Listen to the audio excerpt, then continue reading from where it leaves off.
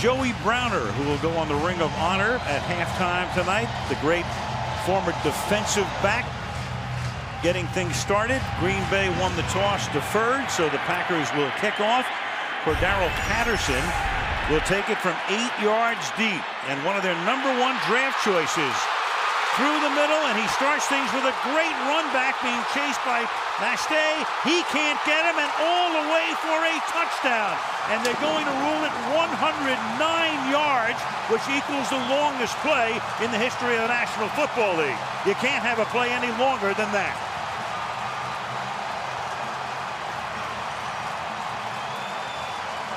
You could almost give him 109.5. He almost stepped out of the back of the end zone on this one.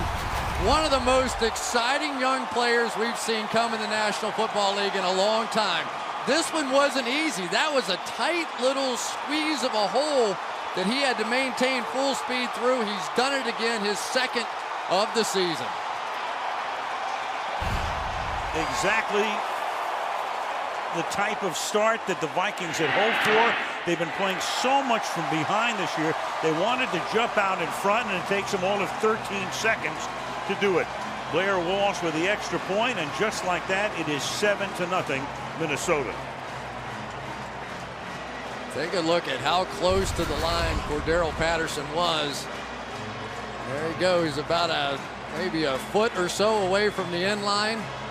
And then this is just all raw talent. That is not much of a bit of a spot at all. And then the ability to re-accelerate. That's their third return for a touchdown now out of special teams.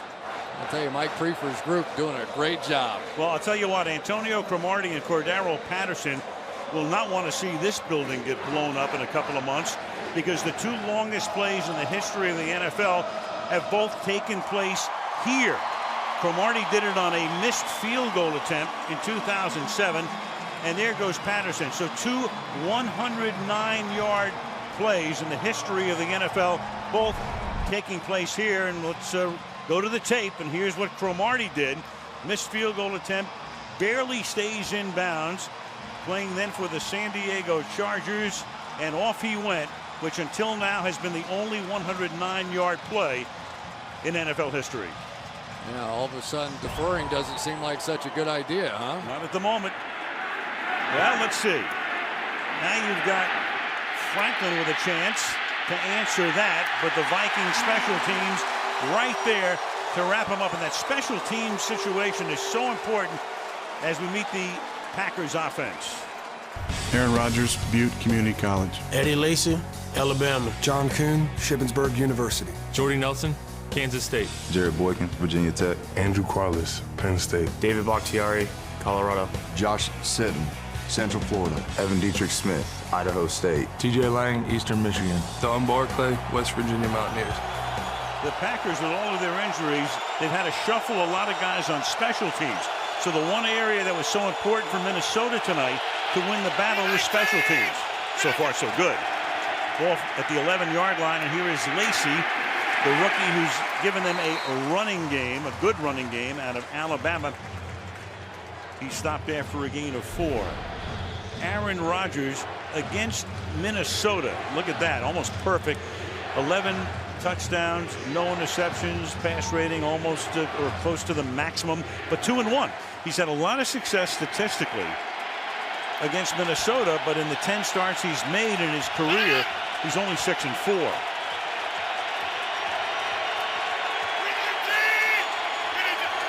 On 2nd and 6, to the right side this time, and Lacy gets bunched up. Leslie Frazier wanted the crowd right into the game, and he does get that right away. Chad Greenway makes the tackle. 3rd and long. Well, they're going to have to get creative a little bit. Here's Chad Greenway right here, who's playing with a soft cast on his wrist. Doesn't matter here, but they are now offensively, the Packers have to try and do some different things with all their star players out. So a little more two-back stuff already than what we typically see out of the Packers. From the gun with the crowd roaring, as usual, under the dome, Rodgers hangs in the pocket, throws a little bit low, and the catch is made by Jared Boykin, who last week made his first NFL start. had 8 catches for 103 yards and his first career touchdown. Well, Xavier Rhodes can't play this a whole lot better, but he has to find the football. He gets his head around, and the throw was just so good. It looked like Jared Boykin got his hands underneath it. Rogers not going to give him very long to look at it. From the 25-yard line. And Lacey's going to get taken down by Brian Robinson, playing it perfectly from his left end position. That'll be a loss of 5 and make it 2nd down and 15. Well, you talk to the Minnesota Vikings, they'll talk about that they have to get great, not good play, great play out of their defensive ends. Robinson, Everson Griffin, Jared Allen have to dominate here tonight if they're going to win. 2nd down and 15 from the 20.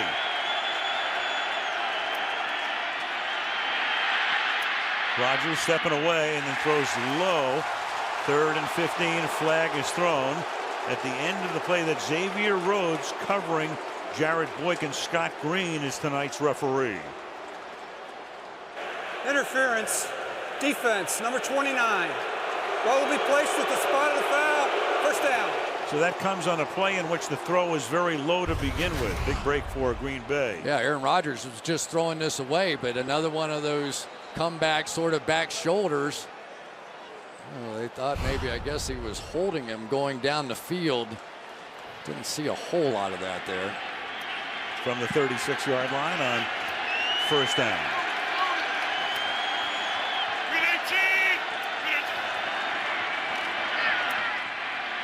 Good protection this time. And over the middle and making the catch is Boykin to the 46 of 1st down. Let's take a look at the Minnesota defense. Brian Robinson, University of Texas. LaTroy Guyon, Florida State University. Kevin Williams, Oklahoma State. Jared Allen, Culinary Academy. Chad Greenway, University of Iowa. Aaron Henderson, Fearless Turtle. Marvin Mitchell, Lake Taylor High. Josh Robinson, UCF Knights. Jamarcus Sanford, Mississippi. Andrew Sendejo, Rice University. Chris Cook, VA. Packers going no huddle, but not hurry up here. And on 1st down again, stuffed is Eddie Lacy after a gain of 1.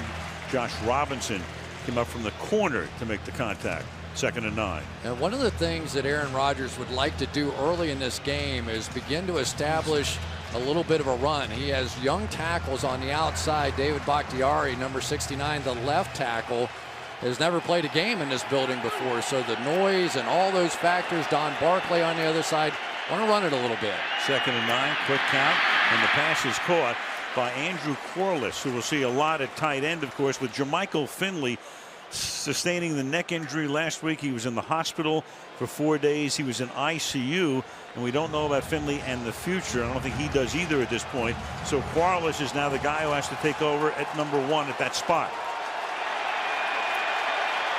3rd and 1 from the 37. And the handoff to Lacy, who will dive for what appears to be a 1st down. You know, I think Aaron Rodgers is a little fired up to have an Eddie Lacy in the backfield. He got knocked out on a concussion earlier this year, but they've had 3 backs over 100 yards, but they've really settled in on Lacy now. The last 2-3 games, he's had about 22, 23 carries in each game. And for Aaron Rodgers, he said he's really the first 3-down back that we've had around here during my playing time. That was the priority in the draft. They drafted running backs in rounds 2 and 4, and the pass is caught here by Miles White on the outside to the 32-yard line. He'll see some action tonight, the rookie out of Louisiana Tech, as they're minus James Jones and Randall Cobb. Jared Allen on the end of the line of scrimmage working against the rookie here. He said, I pray I get one-on-one coverage. Well, as long as it's a quick throw, he is going to get that one-on-one kind of protection scheme. But that is going to be so much a key to the game tonight. How much of Jared Allen can David Bakhtiari handle by himself? 5.5 minutes into the game. Good play fake. Rodgers, who's so proficient out of the pocket, but the secondary does its work, and he just has to throw it away. It'll be 3rd down and 6. Well, there's one of the young receivers, Miles White, on the outside working against Josh Robinson. And ordinarily, you get some of these Randall Cobbs and James Jones kind of guys. They're going to win those one-on-one battles in that little in-and-out move. But that time, Josh Robinson was all over Miles White.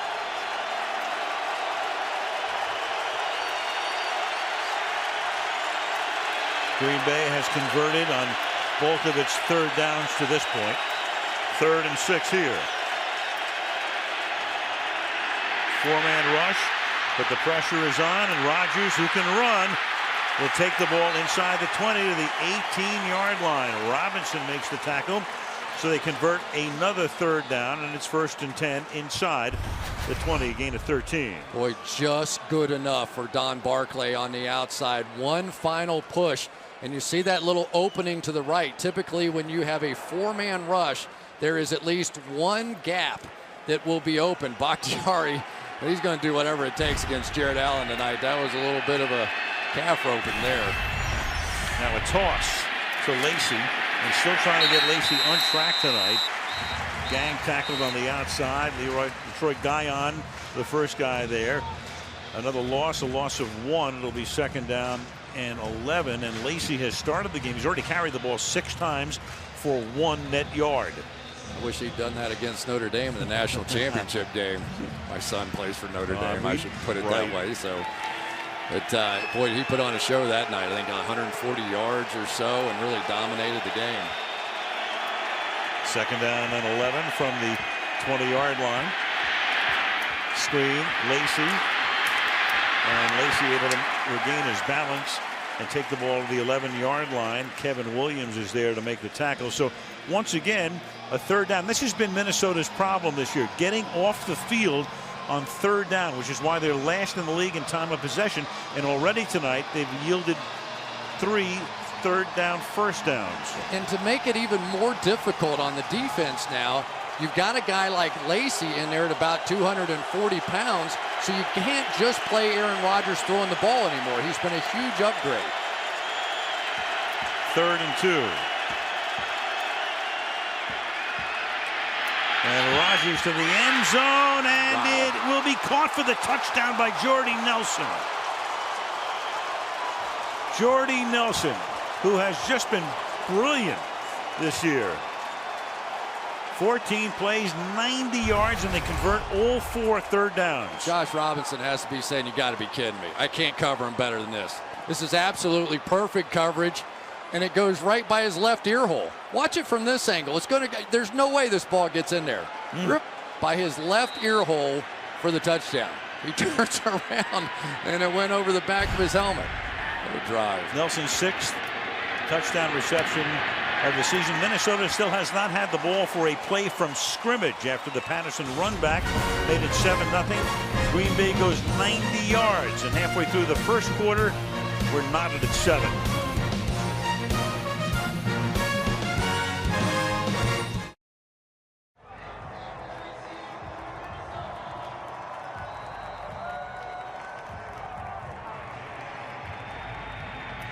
So Patterson, after the 109-yard return, what will we do for an encore? Well, not much.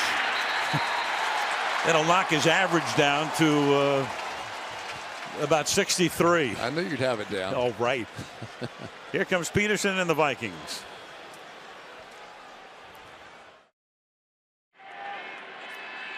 Adrian Peterson, off to the same kind of start he was off to last year. And then he exploded over the final 10 games and just came up short of Eric Dickerson's single season record. To the outside he goes, and his first run tonight takes him to the 17. Let's take a look at that Vikings offense.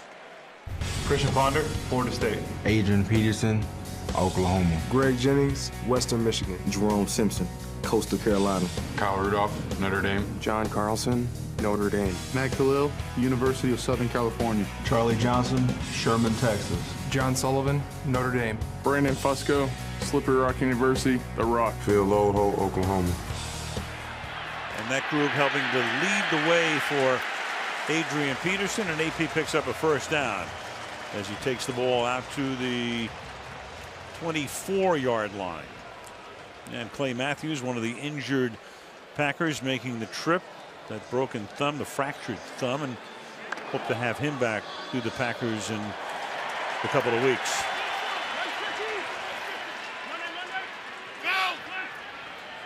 From the 24 now.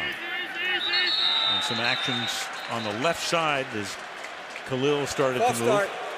Offense number 75, 5-yard penalty, first down. And that is the left tackle, the second-year man, their #1 pick out of the University of Southern California last year.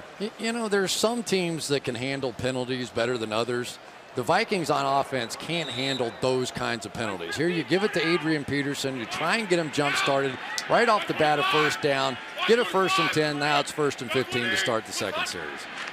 Come up with the same alignment this time, and now Peterson can go nowhere. A.J. Hawk, and he's got to pick up some of the slack with Matthews gone. He's done just that. Had 3 sacks against Baltimore a couple of weeks ago. I think A.J. Hawk is playing better than I've seen him play, and there's an aggressiveness to him. You look around at the other linebackers that are available now. Andy Malumba, Jamari Lattimore, who's played well, Mike Neal, a defensive end, really, now standing up and playing outside linebacker. It's almost freed up A.J. Hawk, a former 5th overall pick, maybe a little bit of a disappointment, but he's been playing great lately. 2nd and 14. Les Peterson is out right now. Gerhardt is in, and Ponder's going to move over the left side up to the 25-yard line, where he's tackled by Mike Neal, taking the spot of Nick Perry, who they'd hoped would be ready to play tonight, but hasn't been able to suit up. So Mike Neal makes the stop. My criticism of Christian Ponder would be this. He looks for one guy, and when that one guy is not there, that tends to be his second option.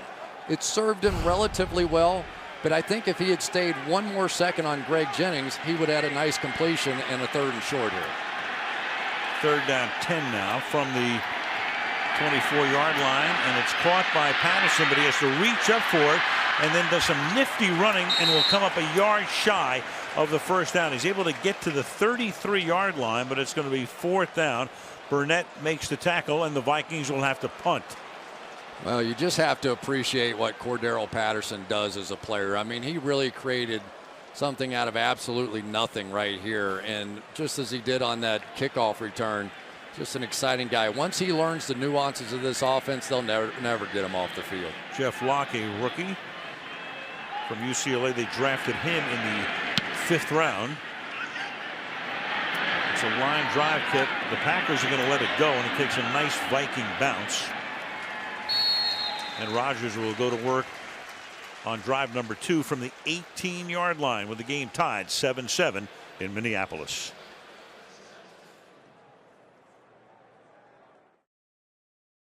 Aaron Rodgers, 11 games, one of those as a sub against the Vikings. But you look at that, 24 touchdowns, 4 interceptions.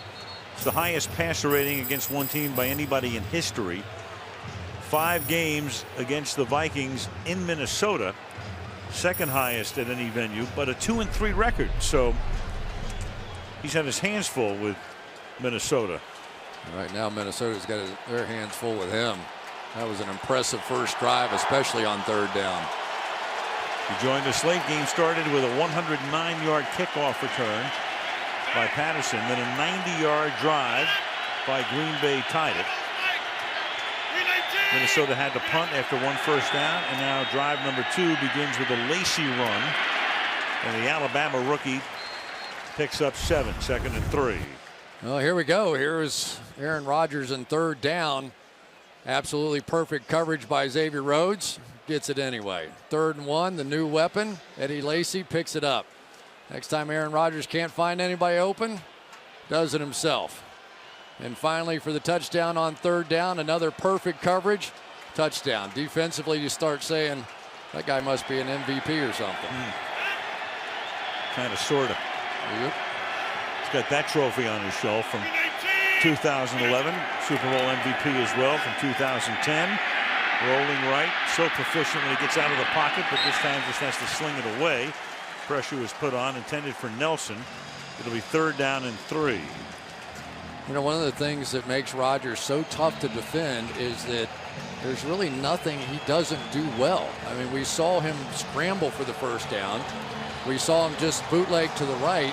And talking to Jared Allen, he thinks he's the best he's played against and scrambling to his left. He said, so there's really no weakness you can try and play him to.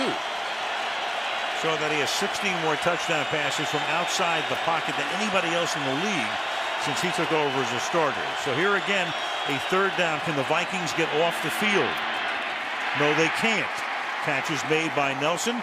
So they've converted every third down now. Chris Cook making the tackle with under 3 minutes to play in the opening quarter.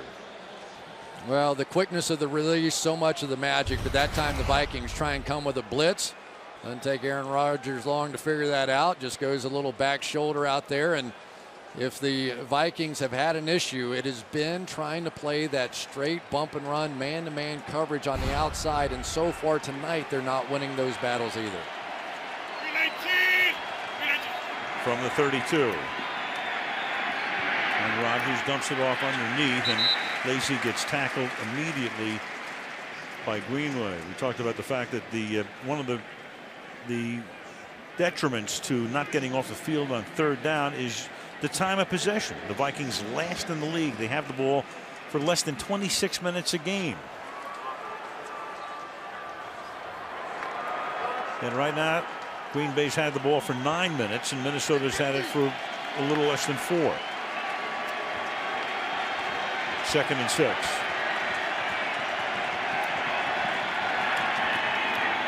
Swing it to Miles White on the outside, and he gets taken down by Josh Robinson. You know, I think about Tom Brady and all the unfamiliar faces he's had to deal with. Rodgers, the same thing. You look at a Miles White. You look at Jarrett Boykin, who had a big game last week. You look at Chris Harper, who's up tonight. And you don't see James Jones. You don't see Randall Cobb. And you don't see Jermichael Finley. So it's almost like, hello, my name is. Yeah, 3 of his 7 eligible receivers tonight. Their first start was last week. Chris Harper on the sideline. He'll see action tonight. 3rd and 3. And again, they're going to convert as Quarles picks up a first down. Jamarcus Sanford makes the tackle, and 6 for 6 are the Packers on third down. Not sure exactly what this coverage is, but the closest possibility to covering him is right there. I mean, that is a long way to go on 3rd and short, and for the Packers to get some production already out of the tight end position, a big boost. They were worried about it.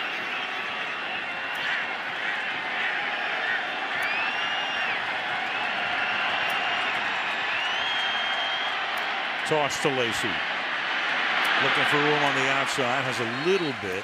Gets taken down up at the 49-yard line by Guyon in the waning seconds of the opening frame. It was one of the concerns about Lacy coming out in the draft. You know, a little bit of was work ethic going to be there for him. They feel pretty good about that. A little bit, was he going to be able to remain healthy? But for a big man, he's about as quick inside a hole as you will see. He has great lateral ability. 2nd and 5. And here he goes over the right side on what will be the final play of the opening quarter. And a 3rd down and 3 upcoming when we start the second quarter for Green Bay. End of 1. The game is tied 7-7. And Sunday Night Football from Minneapolis continues after these messages.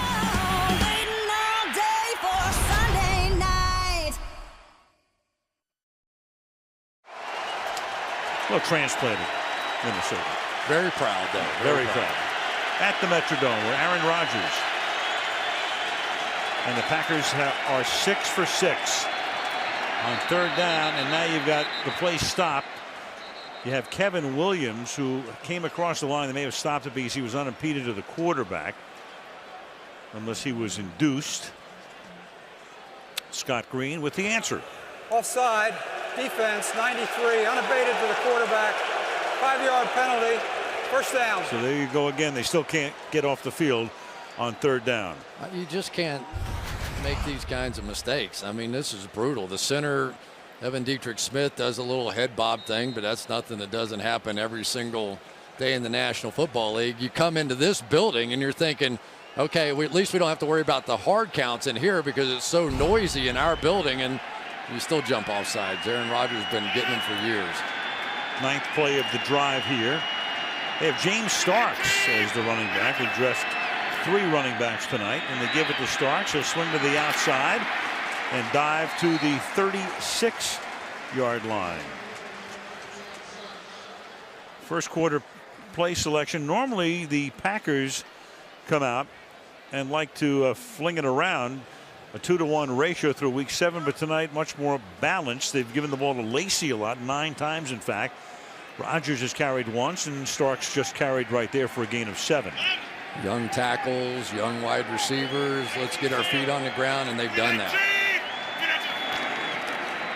On 2nd and 3, here goes Starks, and he'll be stopped about a yard shy of the first down. And can the Vikings finally make a stop on 3rd down? Here we go again, 3rd and 1. Good to see James Starks back out there, isn't it? One of 3 backs so far this season that's rushed for over 100 yards. Lacey, Jonathan Franklin, and James Starks, and they're all getting their opportunities here early.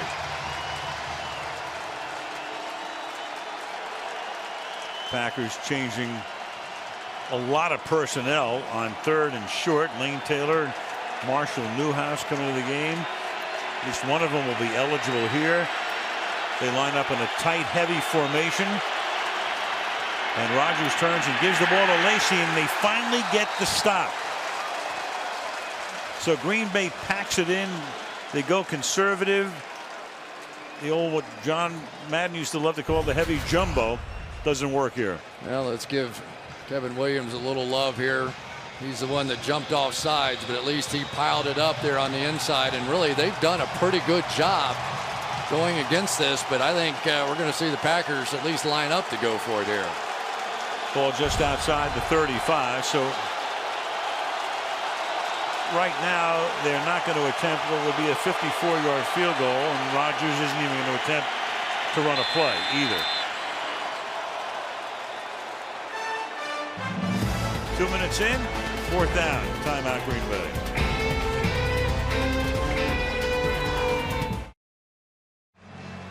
So following the Green Bay timeout, it's 4th down. It's a long yard from just outside the 35-yard line. Right now, the Packers have their offensive unit on the field. Doesn't, of course, mean they'll necessarily snap the ball. They're not going to kick a 54-yard field goal. And you're not necessarily worried about the Vikings getting the ball in good field position. They haven't exactly been dynamic on offense. So Rectamundo, 4th down and 1. Rodgers, play action, throws, converts. That's John Kuhn to the 29-yard line. You can tell how many Packer fans have come across the border to Minnesota with the cry of Kuhn. The 2 wide receivers on the outside really don't even look back for the ball. They're just going for the outside edge and man coverage, making their guys turn their back. And John Kuhn sneaks out of the backfield, as he is often done. Sort of an unsung hero on this team, but one of Aaron Rodgers' absolute favorites. From the 28, Jamarcus Sanford went back to the locker room, the safety for Minnesota. Raymond takes his spot, and Lacey bursts through the middle. And the number 2 draft choice has given them a very good running game to this point this season. Shows you why. Well, that time Kevin Williams with a stunt down inside, and Josh Sitton's just going to crash him down, and it left a monster hole inside there for Eddie Lacey. Easy block for Bakhtiari on the outside, and this theory of if we can run, we can help our tackles and pass protection working out pretty well. From the 11 is Lacey. So they couldn't convert on 3rd down, so they just wait till 4th down. Yeah. Just want to mix it up there a little bit. Right. Mike McCarthy, one of the few coaches who calls the plays in, as does, let's say, Sean Payton in New Orleans. Big play card right there. His pedigree is offense, 8th year here. And there it is, 28-5 in terms of plays. Game is tied because of Patterson's 109-yard kickoff return to open things up. 2nd and 9 from the 10.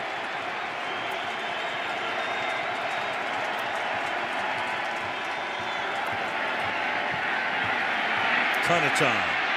Rodgers slings it in a little low, intended for Miles White. Covered by Xavier Rhodes. One rookie covering another. It'll be 3rd and 9.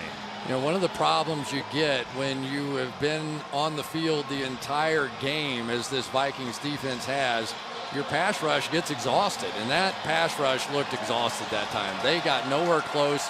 Rodgers took full advantage, just never could find anybody open. They need to find a little rush here.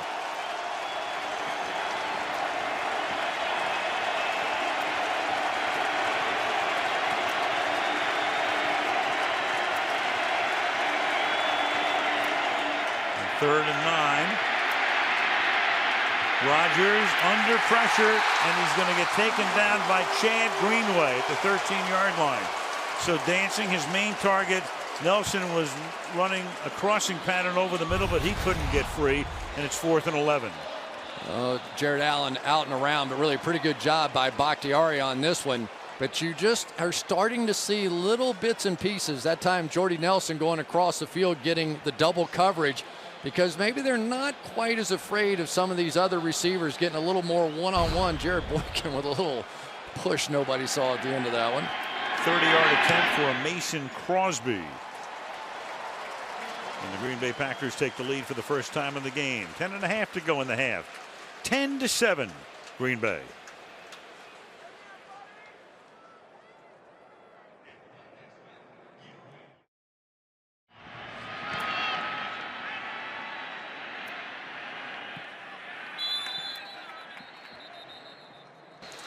And you have a touchback here as the Vikings down by 3 take over at the 20-yard line.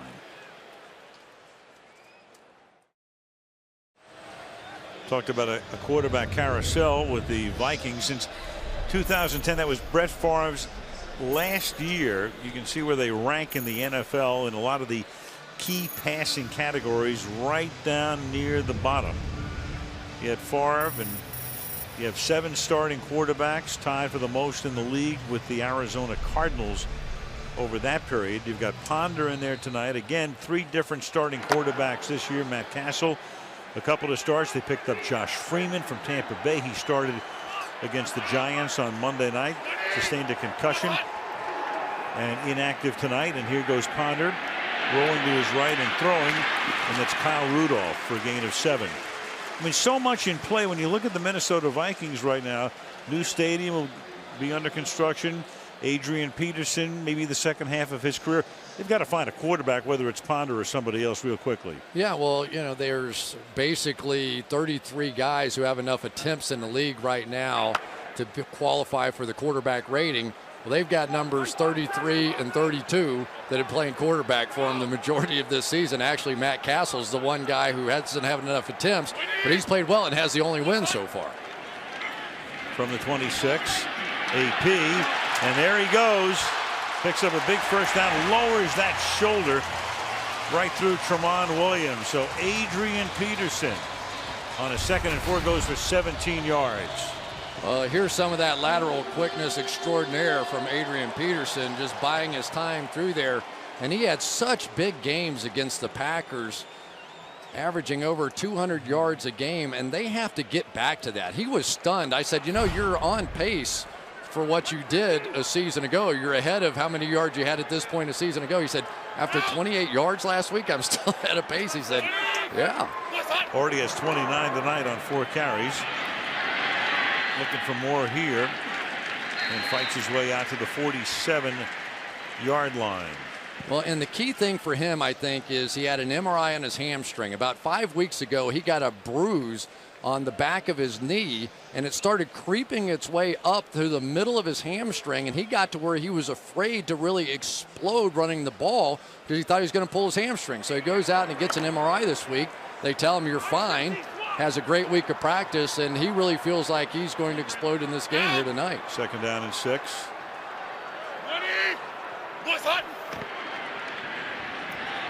And Ponder in the pocket, dancing around, looking downfield, avoids the sack, and then just has to sling it into the Green Bay bench. Morgan Burnett with the safety blitz, and the crowd gets upset, and McCarthy's looking for a flag for grounding, contending might not have been outside what would be referred to as the tackle box. Take a look. Ponder should have been looking for Greg Jennings. Watch this. Little crossing route to play. That's the #1 receiver on that play. He comes off of it too soon. Here it comes. He's got to see that.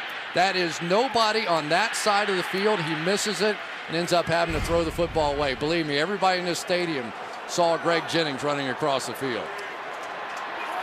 3rd and 6. Blitz again from the outside. Ponder under pressure and throws incomplete. Intended for Kyle Rudolph. So now a flag comes in at the end of the play. Just thrown. Looked like Mike Neal got involved at the end of the play when it was completely done and may get a personal foul out of it unless something happened before that. Maybe it was Dayton Jones. I couldn't see, 95 or 96. Personal foul, unnecessary roughness, number 95, 15-yard penalty, first down. That is Jones, their #1 draft choice, the rookie out of UCLA, and that was a couple of seconds at least after the play was completely over. And those hurt. You get one of those get off the field kind of third down plays, and for a head coach, that's one you just don't easily forgive. It was just a little one of those, you know, one guy on the ground, another guy kind of kicking at him. He wouldn't get off of him the last second. And there you go, another chance for Adrian Peterson. And for Ponder now at the 38-yard line. They run a draw. Peterson looks for room left side, and that's B.J. Raji swallowing up after no gain. Second down and 10. It's a great job by B.J. Raji on this one. Watch how he stays home. The last time when Peterson gained all those yards, Raji and the rest of his defensive teammates started chasing him across the field. But this time, Raji just held his ground. You know, you'd think a guy 335 pounds, you wouldn't have to convince him he has to run across the field and chase somebody, just stay home. But they're so anxious to get their hands on Peterson, often they make that mistake. Second and 10. Oh, you sling it to the outside to Greg Jennings. Well, third and 10, so miscommunication there between the quarterback and Jennings. And a lot of you who follow football, you know that Jennings said some things during training camp. He wouldn't refer to Aaron Rodgers by name. He's walked back a lot of those comments. He said a lot of it was in jest and all of that. But he left that man to come over here for Ponder and Castle and Freeman. He's used to having no issues at the quarterback position. Can we say that during the course of his career? Brett Favre and Aaron Rodgers, why would you leave? Well, he left to come over here for a bigger paycheck. That's why. Oh, Third and 10, and that's caught by Rudolph, and the Pro Bowl MVP from last February takes the ball to the 21-yard line and moves the chains. Adrian Peterson said the one thing I could do better is be more physical. I need my offensive line more physical. I need to be more physical blocking. There he was. This was just one of those plays out of Christian Ponder. Kyle Rudolph is his guy whenever he gets in trouble. The Green Bay Packers talked about it all week. When he gets in trouble, he's going to throw it up to Kyle Rudolph. There you see why. Great catch. Right over the top of M.D. Jennings. The ball at the 21. They give it to Peterson. Keeps it alive for a gain of a couple. Mike Neal in on the tackle with 6:45 left in the first half. When Adrian Peterson had it going last year, and I think he averaged about 160 yards a game over the final 10, it was all effort all the time, just like this run. Just perpetual motion, spinning. He's strong. He's going to fight you. And when he gets going like that, his linemen get an energy to him. This team gets an energy to it. And maybe more importantly, this defense gets some rest. Well, Joe Webb comes into the game. They have wildcat plays for him. And before they snap it to him, you have a penalty up front. Ball start. Offense, number 63. 5-yard penalty, second down. That's the right guard, Brandon Fusco. So there are a couple of plays in for Joe Webb, who has played quarterback before. In fact, he had to play quarterback in the playoff game because Ponder was hurt last year. And then of all things, to get a false start. Yeah, the playoff game didn't go so well, and neither did that play. So now here they are after a nice first down run back off schedule again in some place they don't like to be. Well, they keep him in as a receiver now. Move him around, but the element of surprise from the Wildcat is gone on 2nd and 12. Ponder's going to take off, and then he's going to slide toward the out of bounds spot. And it will be 3rd down and 6. How about Christian Ponder when he found out that Josh Freeman was going to be brought in as a quarterback, found out on Twitter from his wife. He walked in on Monday morning. He didn't know if he's going to have a pink slip in his locker, exactly what was going to happen. Then they bench him to start Josh Freeman, and It was unsettling times for a guy who usually doesn't get upset. He was plenty upset. His wife, Samantha Steele, a reporter for ESPN, so he knew that she had correct information. 3rd and 7. And that is almost picked off by Tremont Williams. It's been a long time between interceptions for him. Intended for Jerome Simpson. First time Simpson's been targeted tonight. 4th down. The difference is so far this man-to-man coverage on the outside against these wideouts for the Packers has been better than the Vikings secondary. Very lucky that wasn't a pick six there. Williams hasn't had an interception in his last 20 regular season games. This is a 36-yard attempt at Blair Walsh, who had a tremendous rookie year last season, and he's able to tie the game with a little bit more than 5 minutes to go in the half. 10-10.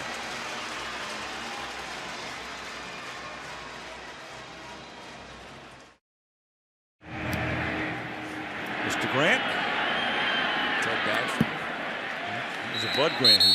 Yeah, we saw him too. He's with it, right. Touchback. Rodgers to work again. Game tied 10-10 in the Metrodome.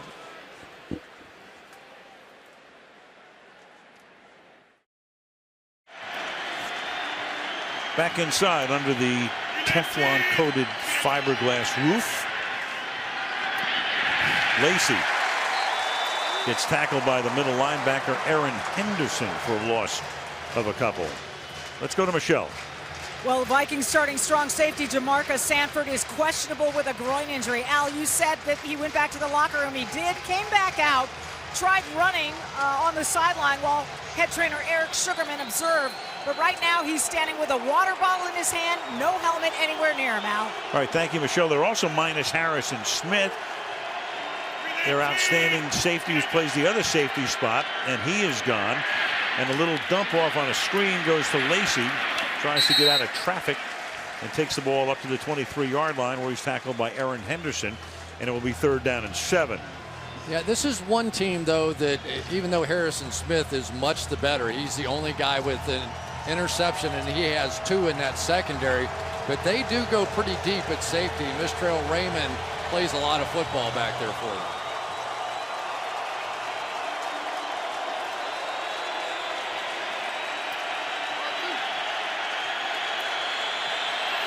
Third and 6 from the 24. Under 4 minutes left in the first half. Blitz coming, gets it away. Nelson makes the catch on the run into Vikings territory. Jordy Nelson, touchdown. 76 yards.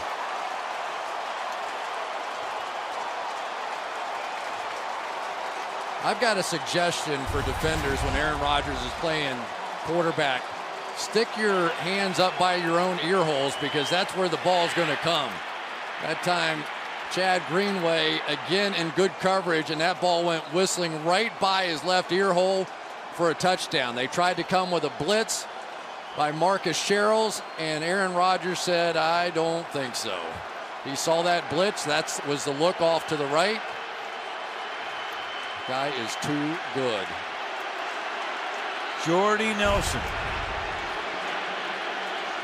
2 touchdowns tonight, 3 catches overall. Without question, now one of the best receivers in the league. There's no issue about that anymore. Flag goes down. Crosby for the point after. Offside, number 20. Penalty will be enforced on a kickoff. Penalty was against the defense. Point is good. And it would figure the touchdown came on a 3rd down play. Green Bay up by 7.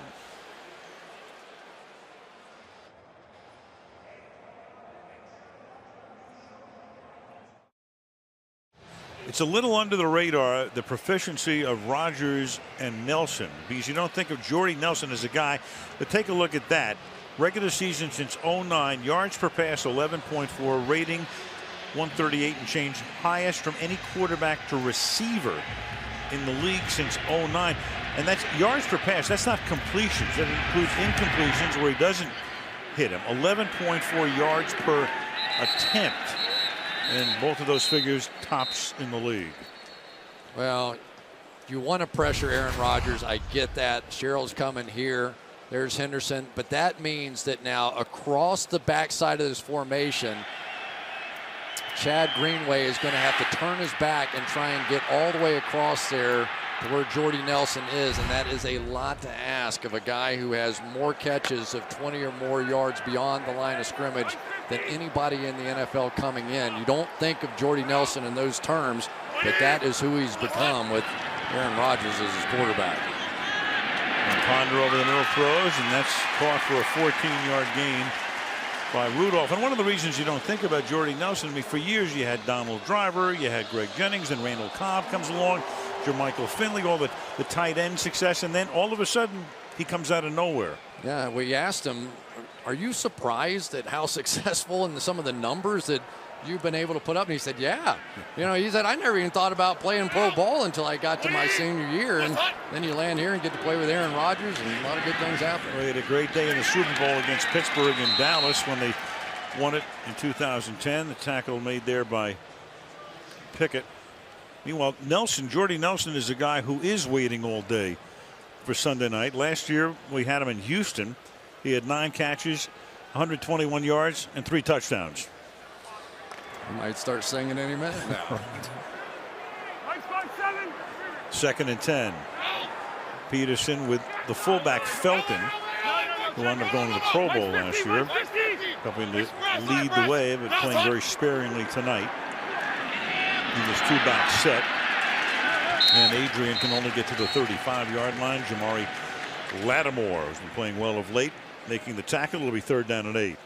You know, Lattimore really has been playing great. We were talking to B.J. Raji about him a little bit, and he said, you know, Baltimore, we go in there, and here's a team known for being so physical and so tough, and Lattimore's first start goes in there and just absolutely plays a great game and backs it up with getting the game ball a week ago. 2-minute warning. Green Bay 17, Minnesota 10. Sunday night football.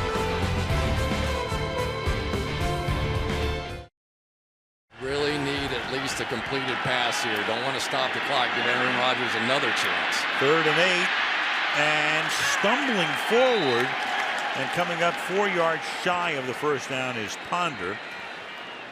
And Mr. Rodgers will go to work very shortly. And I think it was the Packers who just took a timeout there for that reason. Absolutely. 1:46 to the half. Jeff Locke comes in for his 2nd punt. Micah Hyde is back for Green Bay to return this one. 17-10 as the Packers try to make it 4 wins in a row and stay on top in the NFC North, with Detroit breathing down their necks. Near block there. Hyde will field the ball at the 7-yard line and find room up the middle. Only one man to beat, and that's the punter, and he beats him. And Hyde will go all the way 93 yards.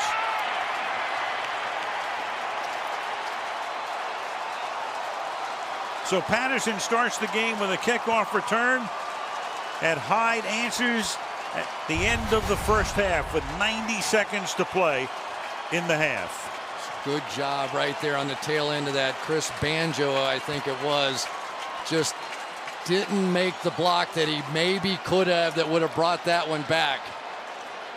And this so close on the front end.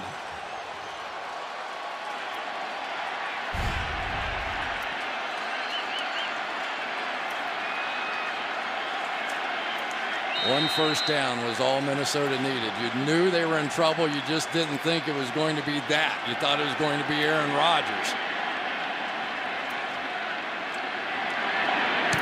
And Crosby for the extra point. So 1.5 minutes to go in the first half. And the Green Bay Packers, after Hyde's 93-yard return, are up by 14.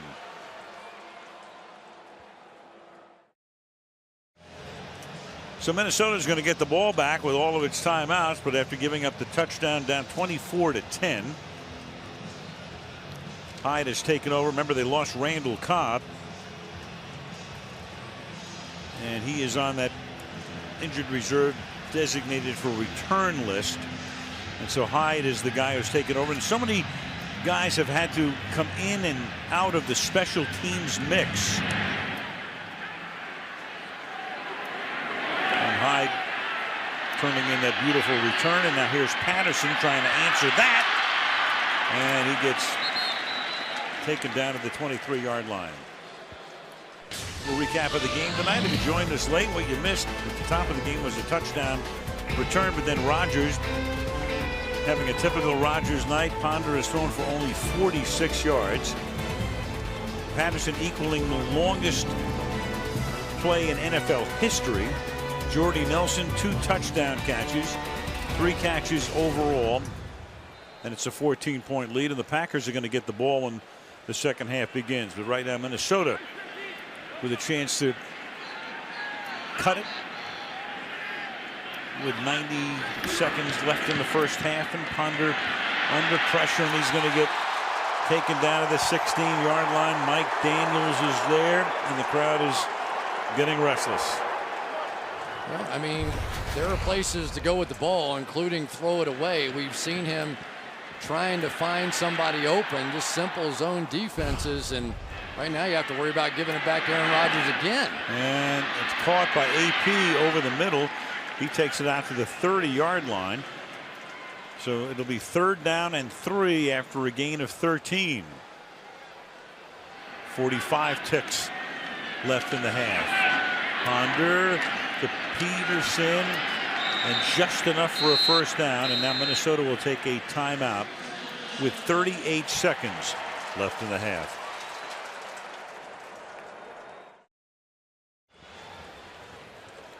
Minnesota 2 timeouts, 38 seconds, at least trying to get into field goal range at the 34-yard line. Ponder out of the gun. Patterson in motion, sets up in the slot to the left. And the pass is caught. Nice fingertip grab by Patterson. They had 3 #1 picks, and he was one of them. Played 1 year of major college football last year at Tennessee. Nice call by Bill Musgrave that time. They're going to fake the quick screen here and hit the wheel route down the boundary. That forces Sam Shields to come up. Nice play by Patterson. Big sequence here. They need some momentum going in at halftime. From the 49-yard line. And Ponder throwing a little too high, and the coverage is very good as Shields is right there covering Patterson. It will be 2nd and 10 with 29 seconds left. That was an opportunity for Christian Ponder there to make a play. Adrian Peterson came across the formation. They picked up the blitz perfectly, and when they face a blitz and you pick it up, there's an opportunity to work down the field. Peterson does a great job. He sees the blitzer coming. Now you slide outside. Now work a little bit. He had space. Ponder throws. That'll be caught. Jennings makes the catch. The ball at the 40. Minnesota has to take a timeout as Greg Jennings finally sees some action. His first grab of the night.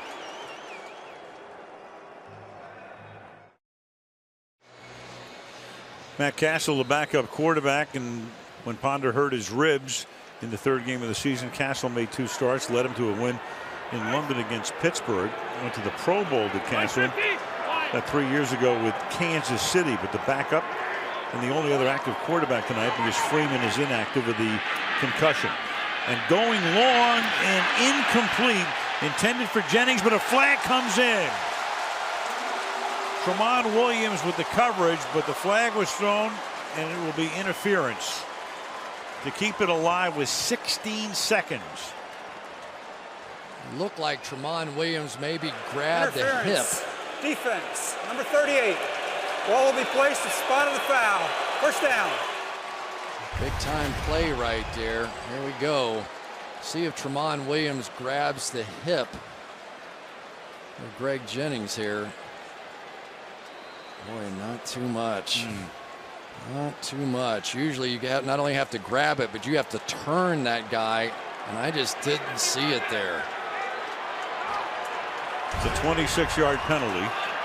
It's 1st and 10 from the 14. Peterson. Get out. Oh, and he throws the ball out of bounds, lets it bounce out. They still have a timeout, and they want to preserve that and stop the clock, and they do, to get at least one more playoff before they have to send in the field goal unit if that's the case. You know, Al, I think you have to realize who you are and who you're playing against here. You're playing against Aaron Rodgers and the Green Bay Packers. You need a touchdown here. Don't need to be conservative at this point. Be aggressive. Go for it. You need a touchdown here. Absolutely. 2nd and 4 from the 8. They split Joe Webb wide right.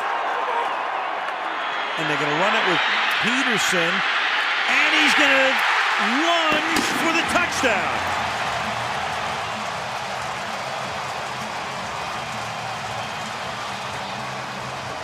I didn't see that play call coming, did you? And no, you got to give Bill Musgrave a lot of credit. That takes a lot of guts in that situation. Let's double check, make sure he's in, make sure we have no knees down here. Knee did come down, but I thought the ball was across the line, didn't you? I did too. The ball just has to cross the plane. Yep. No question. Just the tip of the ball crossing the front of the goal line, and that's good enough. Boy, what an effort from Adrian Peterson, and maybe more importantly, what an incredible call by Bill Musgrave. He would have taken so much heat if that had not worked, but it did. If it doesn't work, then you have to call a timeout. You settle for a field goal. Instead, they get the extra point. They go down the field. They started with 1:26 and go 77 yards. 7-point game.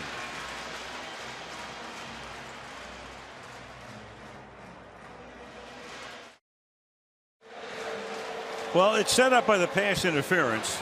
Chris, as we look at this again, I'll tell you what, they wrote a book about pass interference in the National Football League. It's called 50 Shades of Gray. Or go figure. Watch this. Let's see if Tramon Williams would have had to put his hand on the hip of Greg Jennings and turned him. No such thing happened. Now, his hips did turn, but Tramon Williams had nothing to do with it. That's absolutely a blown call. Whoa! Oh, look at this. And then this is Jonathan Franklin, who doesn't know what to do. And he's just well advised to hold on to the football, which he does. Kind of a wacky ending to the first half. Packers get the ball first in the second half. 24-17 is our halftime score. And there they are. Boy, tight windows. He's throwing it through the screen door tonight. No shades of gray there. No, sir. And that kickoff through the end zone. Let's go to Michelle. Well, I just spoke with Leslie Frazier, and he told me we are not even thinking about a quarterback change. They are sticking with Christian Ponder. They will try to do things protection-wise to help him out, and he's stressed Ponder's got to be more patient. As you said, Chris, they've seen things there that he just isn't finding. By the way, Jamarcus Sanford, their strong safety, will only come back and play in an emergency. As for Mike McCarthy, his only complaint was from his defense. He said, we're shutting them down, but we gave up 2 huge penalties that led to 10 Minnesota points. That's got to stop. Al? All right, thank you, Michelle. Exactly right. Meanwhile, Green Bay gets the ball. They had only 3 possessions in the first half. Touchdown, field goal, touchdown. And they started the game, of course, giving up a kickoff return for a touchdown. And here's an 8-yard run by Eddie Lacy. Out to the 28-yard line, tackled by Xavier Rhodes. Rodgers, 13 of 16, 2 touchdowns, both going to Jordy Nelson. And Adrian Peterson's numbers are okay, 4.6 yards per carry, but that one run at the end of the half was gigantic. Instead of it being 24-13, it makes it 24-17. A 1 touchdown game, and Miles White drops it out in the flat, 3rd and 2. It's one thing that Aaron Rodgers was concerned about. You know, you can make plays like that in practice all day long, but you have to be able to translate it to the game. Last week, Jared Boykin did exactly that, catching balls for over 100 yards. But Aaron Rodgers said, you know what? I know I have to be patient. I know I have to be willing to let there be a few mistakes out here with these young guys. And he's not going to shy away from Miles White. 3rd and 2. Firing over the middle. Who else? Jordy Nelson. Up to the 39-yard line. Andrew Sendejo making the tackle.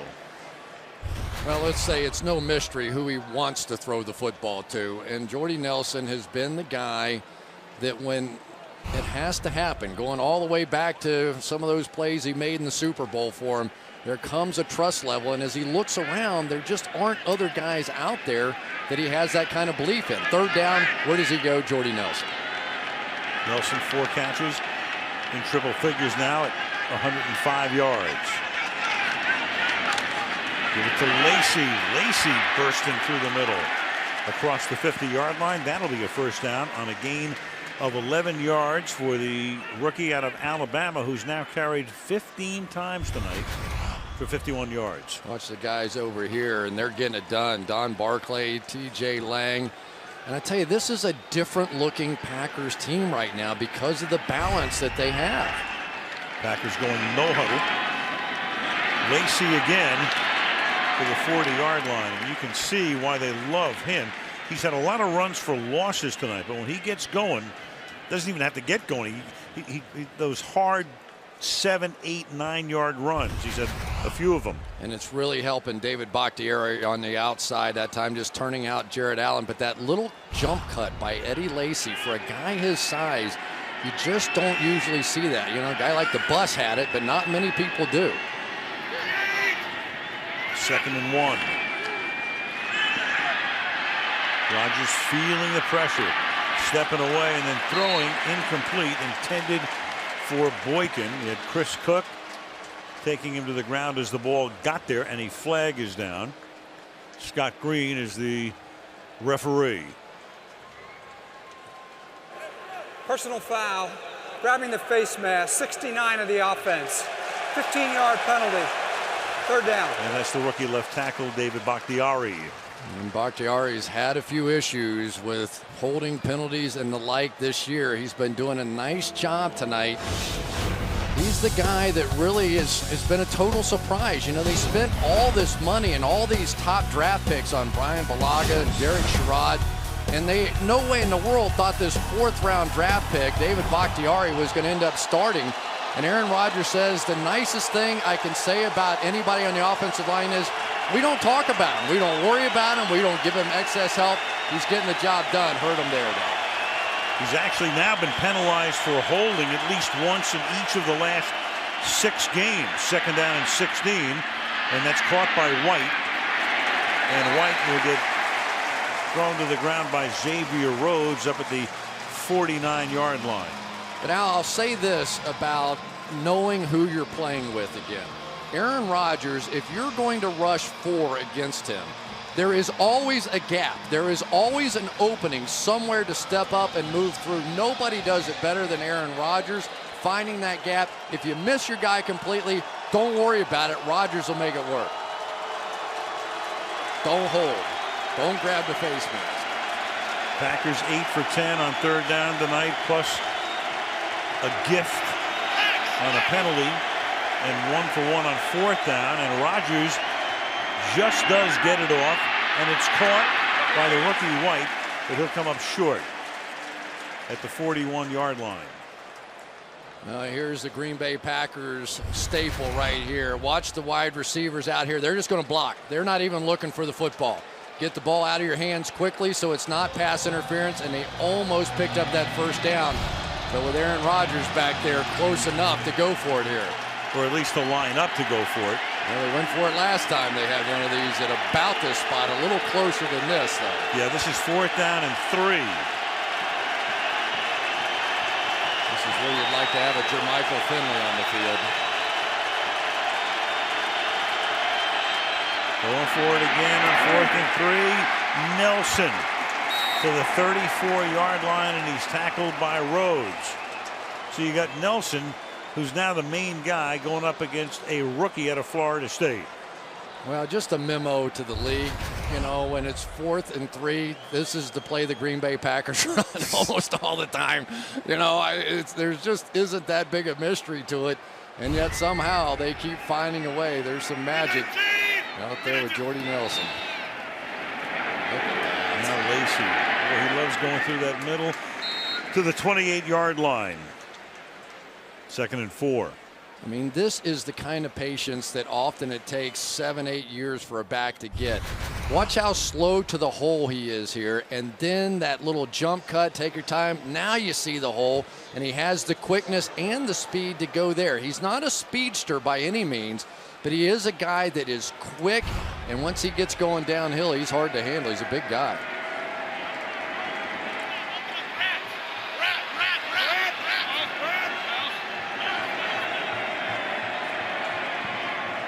Just the opening drive of the second half. And they give it to Lacey, and Lacey's going to get tackled after he broke an initial tackle. Greenway was there first, and then Henderson made sure he finished him off. 3rd down, 3. You know, Chad Greenway is one of the best tacklers in football. He has led the Vikings in tackles, I think, the last 5 years in a row, and he just bounced off of Lacey right there. There's the defensive coordinator, Alan Williams, trying to solve this 3rd down issue, which has been killing the team this year and tonight as well. 3rd down and 3 from the 26. Rodgers feels the pressure. He's going to take off. 1st down and a lot more. Out of bounds he goes at the 11-yard line. Jared Allen forced him out, and then Rodgers, of course, who can do a lot of damage with his legs, does some right there, a gain of 14. We talked about it. 4-man rush. There will be a gap somewhere. You tell me. Here's the gap right there. Guess what Aaron Rodgers does? He finds it, and another 1st down. It's what kills you with this guy. There are so many ways for him to beat you. He's beaten him with his mind tonight with some unbelievable throws sort of into coverage, and several times now with his legs. Rodgers has run for at least 200 yards in each of the past 5 years. Tonight, 26 yards, so he's already over 100 for the season, and he'll take a timeout here. Timeout, Green Bay.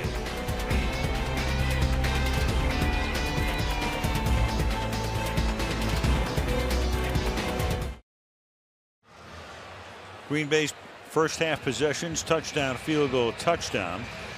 Their first possession here, they started at their own 20. They've had the ball 6.5 minutes. 11 plays, 68 yards, and they have a 1st and 10 at the 12-yard line. Final season at the Metrodome for the Vikings.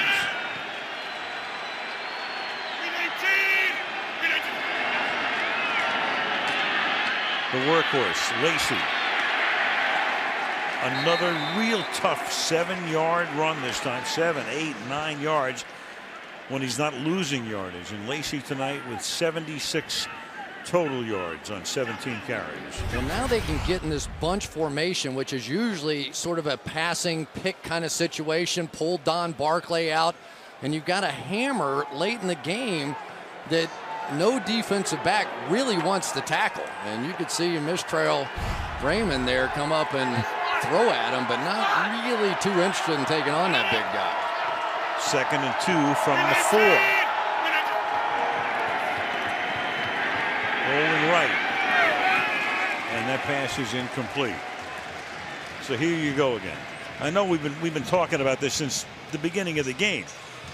They're 9 for 12 on 3rd down, which means they've missed 3 3rd downs, and then they went for on 4th down on 2 of those. So only once tonight has Minnesota been able to stop them on 3rd or 4th. Yeah, and unfortunately in this situation you have to worry about them running it now. You have to worry about Aaron Rodgers running it now. So even though you feel pretty good about covering the wideouts, these other elements now are making a huge difference in this game. Nelson at the bottom of the screen. Rodgers gonna run it. Gonna run it to the end zone, and Xavier Rhodes, for the moment, appeared to have stopped him. Head linesman comes in, and they're going to spot the ball just short of the goal line, but it's still going to be a 1st down, 1st and goal. Well, they're going to say they blew the whistle for forward progress there, but here we go again. 4-man rush. There's going to be a hole. Where do you think it is? Right where Aaron Rodgers is going. You know, he just has a knack. He doesn't even have to look at what's happening in front of him. He just knows where that gap is going to be, and he takes advantage. He thinks he's Eddie Lacy there now. He covers up and almost got it in the end zone. Well, they try to push him in. But the play had been blown dead. I think Aaron Rodgers saying, hey, hang on, guys, man, we'll get it next down. First and goal. Newhouse reported as tackle eligible here on the right side. Give it to Lacy. Barrels in. Touchdown, Green Bay.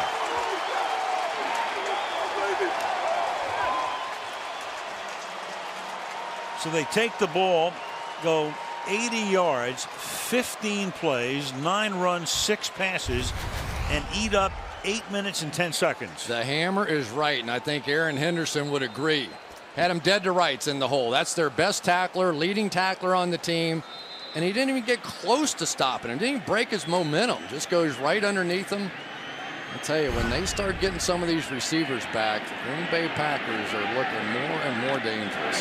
Frightening for the rest of the league as Crosby boots it through. 6:50 remaining in the third quarter, and the Packers are back up on top by 2 touchdowns.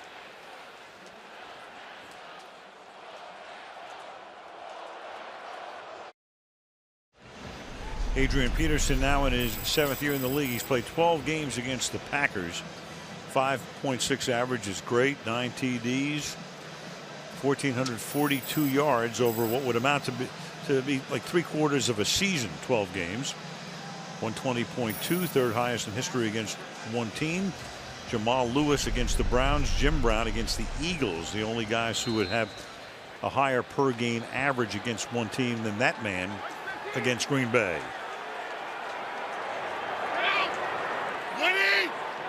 So they start from the 20-yard line, their first possession of this half, and it starts with a very short run as Adrian Peterson gets bottled up. Johnny Jolly leading the charge across the line.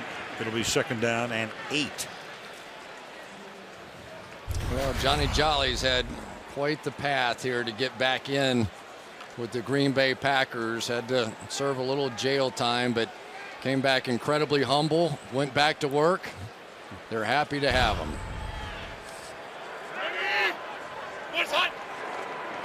From the 22-yard line, Peterson again up to the 29-yard line, and a flag is thrown. Holding, 63 offense. 10-yard penalty, 2nd down. Brandon Fusco. Back to Jolly. Jolly hasn't played since 09. An admitted codeine addict, arrested on drug charges, violated terms of his probation, and so he was gone, and then he was able to get reinstated by the league.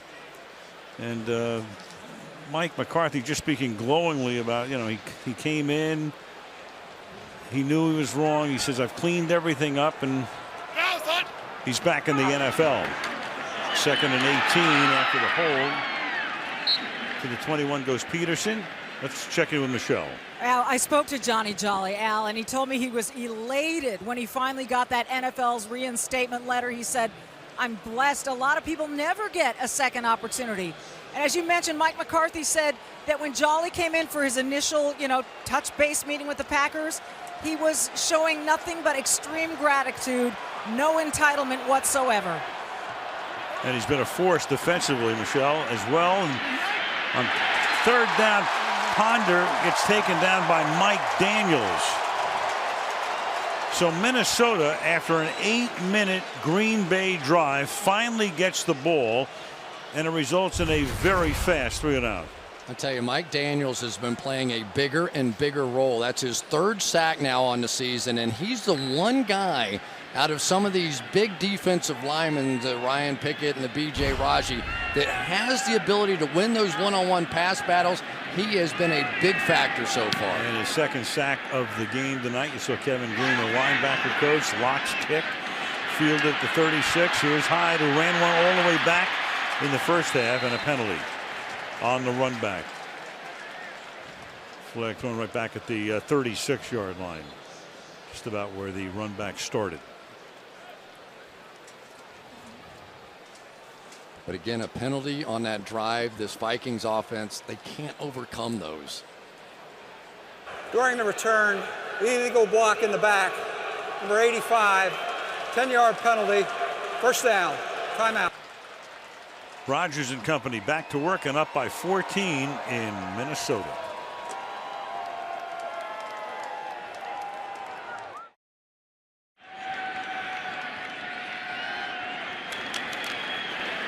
And Starks is the running back here. See what a huge win for the Gophers yesterday against Nebraska. Yeah, Michelle and her family a little excited about that one, weren't they? Oh, for a sure. lot of history there, going back there. Her husband Mark was a baseball player there. Her father-in-law Bruce was a coordinator there. And there's a guy a little excited about his new stadium. Ziggy Wolf. And that's where they'll play. Take a look at those temperatures in December. Well, the Vikings had to play a Monday night game there in 2010 after the roof caved in here because of snow. And Rodgers, they had him by the shirt, but he's able to get away. Flag is thrown. And it was at that stadium where Brett Favre's career ended on that Monday night. Holding offense, number 67, 10-yard penalty, second down. Don Barclay. Well, Everson Griffin had a jersey full that time of Aaron Rodgers, but couldn't quite get him. Don Barclay working right here. You can see Griffin, he got hold of the jersey, but that wasn't enough. And then Barclay gave a little hold and trying to protect the MVP. Why not? But again, I say, have a little faith that Aaron Rodgers is going to escape. More often than not, he does. 4:06 remaining in the third. Second down, 21.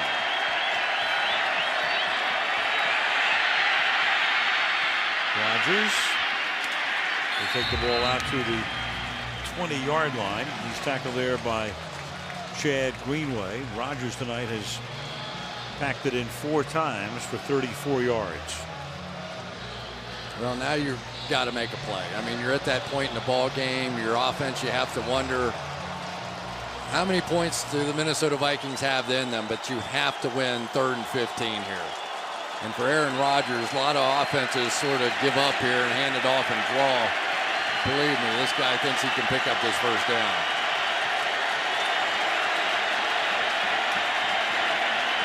Has to get it to the 36. Under pressure. Directing traffic, and then the pass is caught. And then it's Boykin, tremendous job, because he was down before the first down line, wasn't contacted, makes the catch, knows exactly where he was on the field, and is able to reach across for a first down. Well, Brian Robinson had him, and you've got to be able to contain him. Jared Allen saying the thing that this guy does is he kills us on the scramble drill here. Robinson's got him, he escapes, he gets out, and then Jared Boykin, like a veteran receiver, found the open zone, and then like a veteran receiver, made the dive for the first down.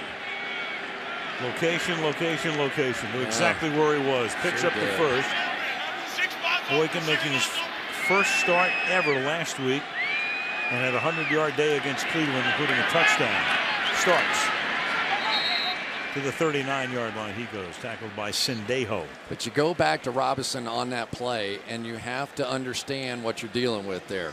It's 3rd down and 15, and all you want to do is just contain Aaron Rodgers. If he throws a dump down, whatever, that's okay. But by allowing him to scramble that 4, 5, 6 seconds, it's too much. You've got to be able to say, all right, I'm at least going to contain him here and make him throw the check down. 2nd and 8. Hey, kill. 4 bin over the 50's Mike. Yeah. Green 19. And the play clock down to 2. Big hole for Starks.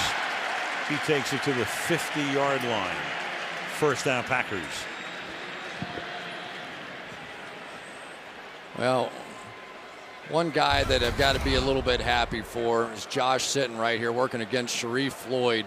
The guy was the Pro Bowl alternate, it seemed like forever, every single year, and finally last year broke through and very deservedly made the Pro Bowl and just continues to make blocks like that. That was picture perfect. Packers have run 53 plays to the Vikings 30. Green 19.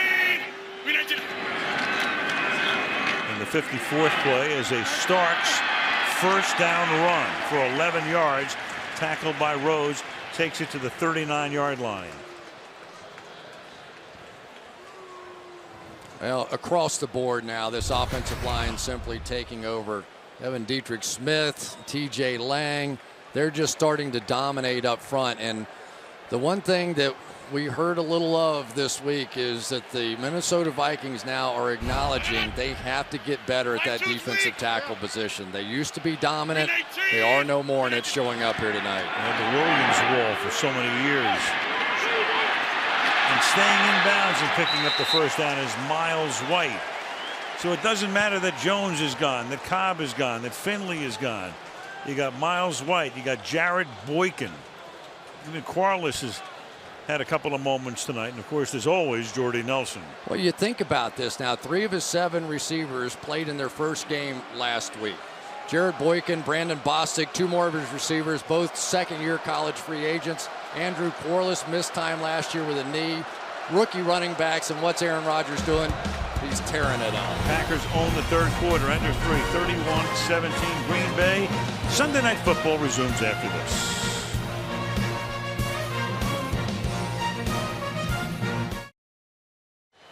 Third quarter owned by the Packers. They ran 22 plays to Minnesota's 1 3 and out.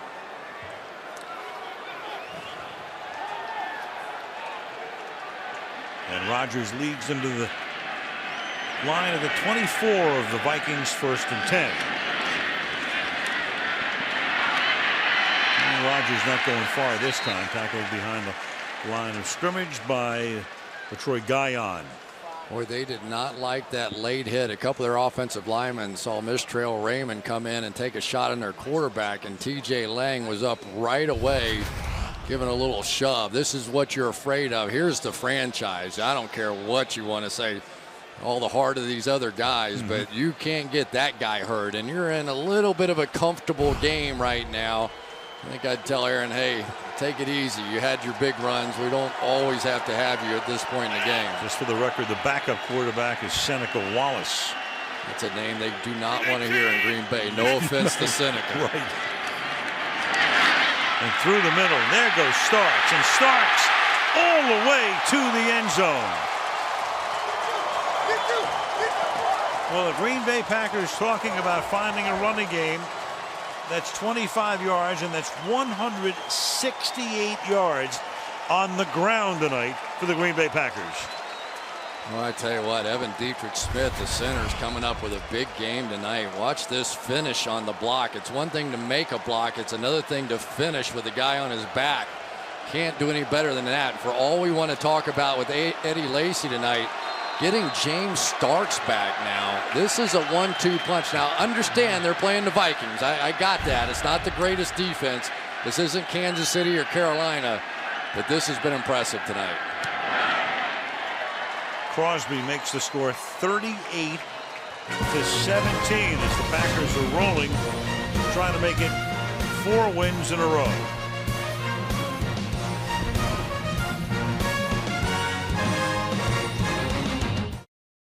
Right now in that AFC South, we saw the Colts last week beating Denver 5-2, and on top, Andrew Luck, magnificent. We'll see him next week on Sunday night.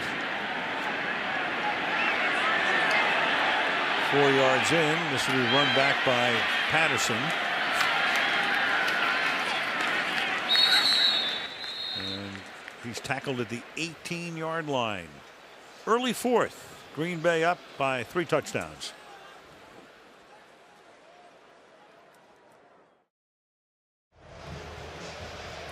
We mentioned this to Aaron Rodgers last night. Even he was stunned. You're looking at the only 3 guys on the entire 53-man Green Bay roster who've ever played for a team apart from Green Bay. Wallace, Pickett, and Kuhn. And there is Ted Thompson, the very beneath the radar general manager and the architect of this team, a man that the staff and the players called the Ghost. He's there, but you don't know he's there. But what a magnificent job he has done, and Ponder's going to get taken down at the 18-yard line. Lattimore making the tackle. And the 3 guys that you saw with Thompson, 50 of the 53 have never played anywhere but Green Bay. So he drafts well. He finds the right free agents. They're all homegrown. They picked up Pickett years ago from St. Louis. Kuhn had played with Pittsburgh for a brief while, but he's been here since '07. And Seneca Wallace came over this year as a backup. That's it. Everybody else homegrown. And this is Peterson. And Chris, just one other point is that there's no other team that has even 40 guys that you can say that about, and this team has 50. So you know how the Packers have been built, and they have been so good for so long. A lot of kudos go to that organization. Yeah, and I think it's part of the magic that it's not a me first kind of team, and that permeates through the organization, including Ted Thompson, including Mike McCarthy. I think it's part of the reason where a lot of people were so stunned that Greg Jennings made those kind of comments. A couple of guys told me it's just not what we do as the Green Bay Packers, and so that was the startling part for them. Well, it's startling right now, and you can tell that the crowd is so frustrated.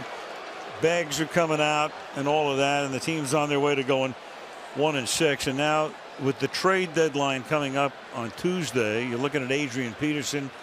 I would be stunned if he got dealt. Jared Allen, some talk about maybe his getting dealt. And other people interested in being the dealtee.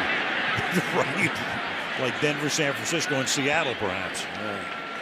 And that kick will be down at the 45-yard line. Green Bay has the ball back.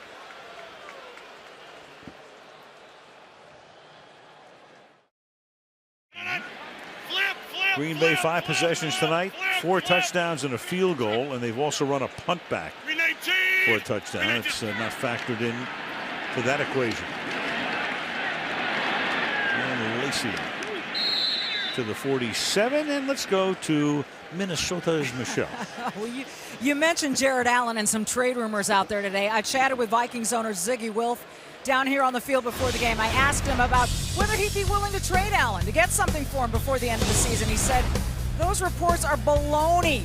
He said Jared was just too good and, quote, we're going to keep him. So that's according to Ziggy Wilf as late as tonight, Al. Did he say baloney, or is that a euphemism? No, he said baloney, okay, which is, you know, we say that here in Minnesota. Right. Very kind. 2nd down and 8 from the 47. And that pass a little low, but there is Nelson reaching down for it and making the grab about a yard shy of a first down. You know, but you put a little mayonnaise on it, a couple slices of bread, and all of a sudden a sandwich comes out here, and still wouldn't surprise me to see a deal done.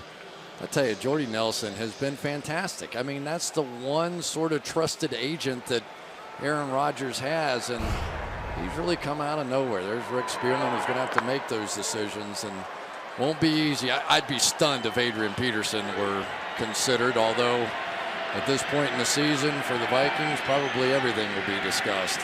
3rd down and 1, Rodgers, and getting free and making the catch is Boykin. He goes to the 20-yard line.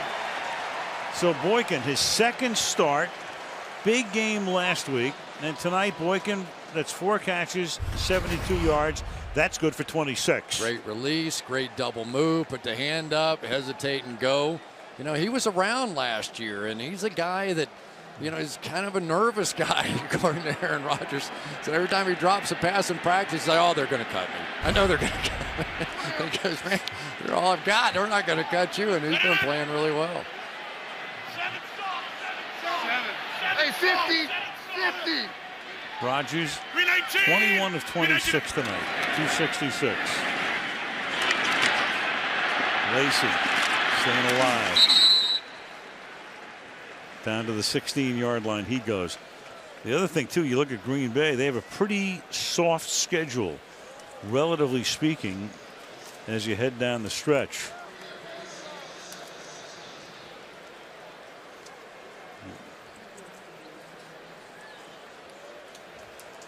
Going to bring it up for you. There it is. Chicago next week at home. No Cutler.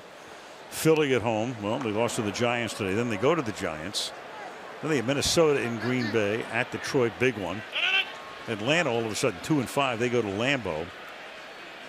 So I know every coach is going to say every game's a tough game and all that, but statistically speaking, it's one of the softer remaining schedules in the league as Lacey takes the ball to the 10-yard line. That's the reason I always laugh. People will take a schedule at the beginning of the year and say, oh boy, look at this. This is a hard schedule. This is an easy schedule. So you're out of your mind. You don't know what you're talking about.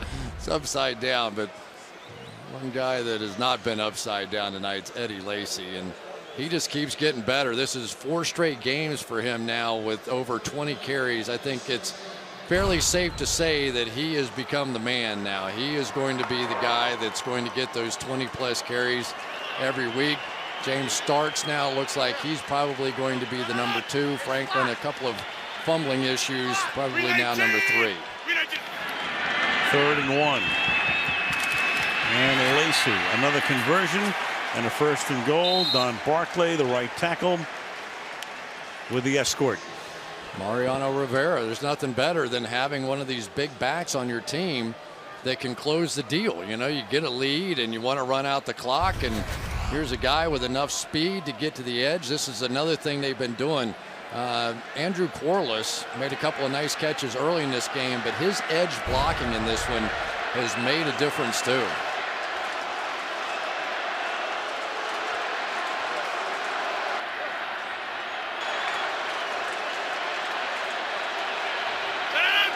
First and goal from the 4. And this was Jordy Nelson, stopped about a half-yard shy. That chant you just heard was "Go Pack Go," because Green Bay is only a 4.5-hour drive from here. The Wisconsin border is a half an hour from here, so always a ton of Packer fans at these games. And some yawning, well, some are yawning because the score is 38-17. You know, there's nothing worse as a player than when opposing fans are in here having a party in your place. I mean, I've been through it a few times in my career. You know, Pittsburgh used to travel so well, and they would go in and they'd buy up all the tickets. You know, I mean, our season ticket holders like, wow, you're going to double? Yeah, okay, here you go. And then you go in there and all of a sudden it's no fun being at home. 2nd and goal. It'll be a timeout here for the Packers.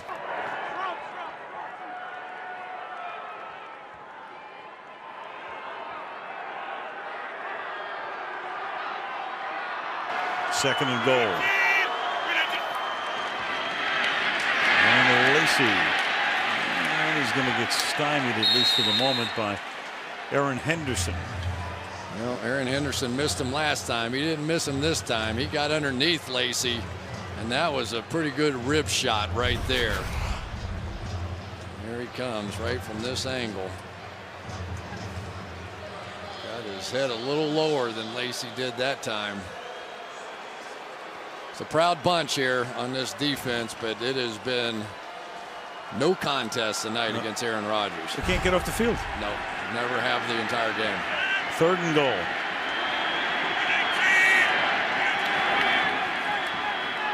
And Rodgers stepping away. Buying time. Hits Lacey. And Lacey can't get in. For the moment, he is stopped by Sendejo, the first guy to get there. So it'll be 4th down and goal. Well, I tell you have to have some respect for the guys. You know, I know it's a tough year. Alan Williams bunch. If nothing else, I put on the tape the other night when they played the Giants, and of course ridiculed after that game in so many different ways. But that defense the entire game played their guts out, played hard, made some mistakes, but that kind of goal line stand in this kind of situation says a lot about the guys.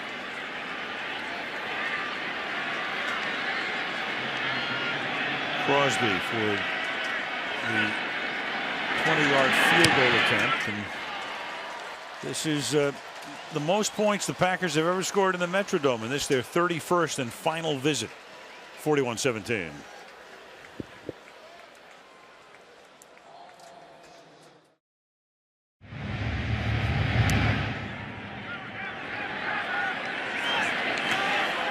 And will we see another 109-yard return? It's not over yet. Still not over. To the 41, so that's a 50-yard run back for Cordero Patterson. Not trading him. Yeah.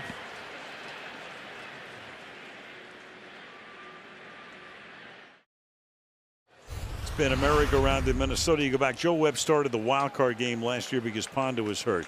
Then Ponder starts weeks 1 and 3 this year. Castle weeks 4 and 6, with 5 being a bye week. Then there was Freeman last week. Meanwhile, look at that.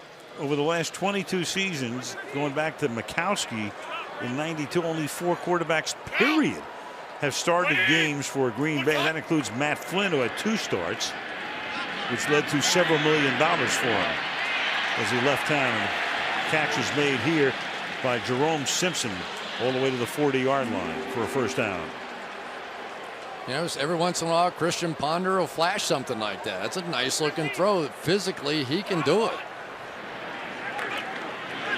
Swings it to the outside. Toby Gerhart run out of bounds after a gain of 13. So what do you think is going to happen? The Vikings go to Dallas next week.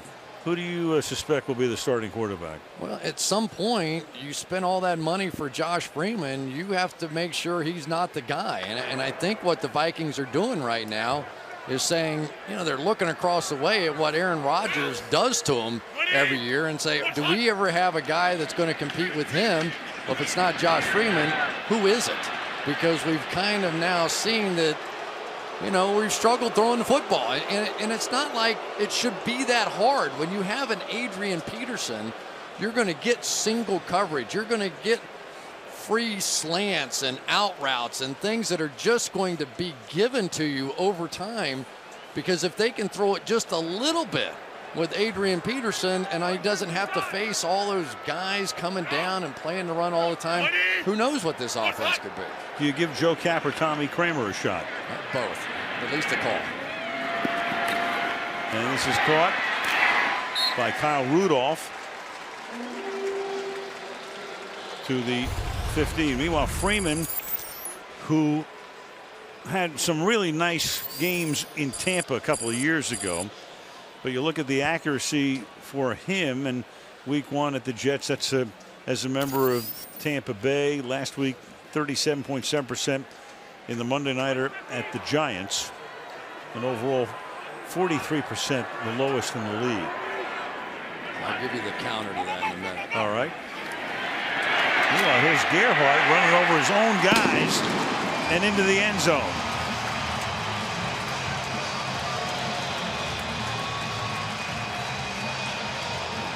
So Peterson with a smile as he watches his backup do all of the dirty work.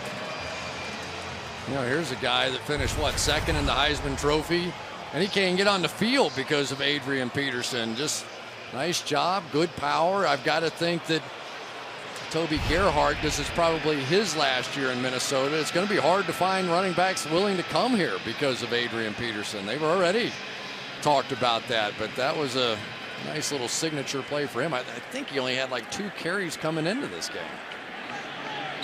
And Peterson had done the major bulk of the ball carrying. Is the extra point is good. You would be correct, 2 carries all season long. Peterson 115. You're right, tough to get a guy to come here.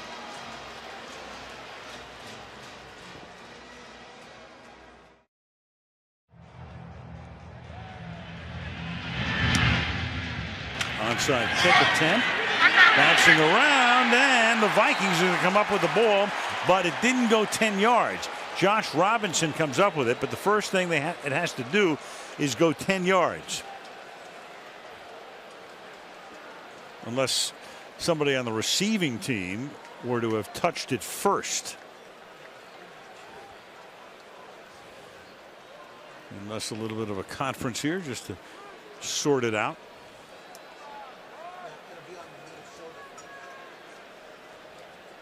And Scott Green.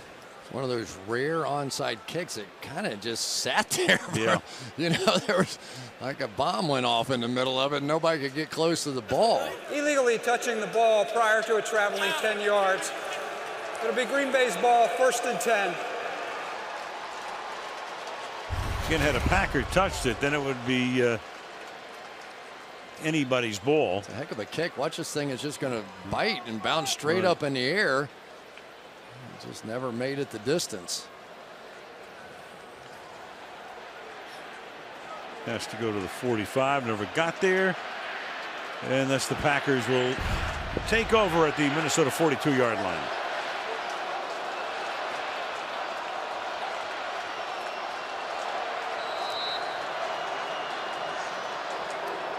Aaron Rodgers. Only 5 incomplete passes tonight. He has owned this building. And yet, he's, after this one, assuming he wins the game, he'll still only be 3-3 here in his 6 starts. Eddie Lacy to the outside.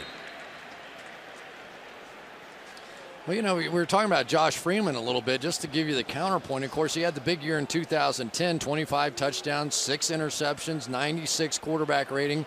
Everybody thought that he was going to be the man, you know, and his career was going to take off. A year ago at this time, had a 5-game stretch starting on October 14th. Had 5 straight games with a passer rating over 100 there, and led the Buccaneers to wins in 4 of those 5 games. And in the loss, threw for a career-high 420 yards, 3 touchdowns, no interceptions. So he's done it. He has done it before. And so if you're going to pay him $2 million or whatever they paid him, you have to find out if he could do it again. And on 2nd and 11, that's Boykin going to the ground as he makes the catch at the 28-yard line. Was not a good start. A lot of issues with accuracy that he's going to have to prove that he can overcome. But I don't know how, especially with the season now where it is, you don't give him the rest of the year to find out what he is. Because in all likelihood, the Vikings are going to have one heck of a draft pick to deal with next year, and you might have to take another quarterback. Well, he played all the way in New York on Monday night, but then had concussion symptoms. Not according to Rodney Harrison, but according to the Vikings anyway. Rodney felt that it was an excuse being used by the Vikes to go back to ponder. Well, we'll see next week. So if you're the Dallas Cowboys, you are preparing for. I'm just guessing. I'm preparing for a tough film day, first of all, after what happened to the Dallas Cowboys today in Detroit. Boy, did they give that thing away. But if I had to bet my money, I would, assuming Freeman's healthy, I would probably say Freeman.